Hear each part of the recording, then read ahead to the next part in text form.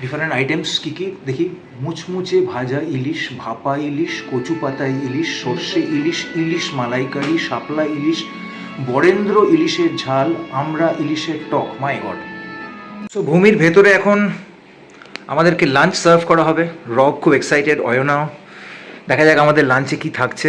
এখানে আমাদেরকে দেওয়া হচ্ছে মহাভোজ আমিষ উইথ ইলিশ থালি, যেখানে থাকবে হচ্ছে শরবত, দই গন্ধরাজ শরবত, আমপোড়া।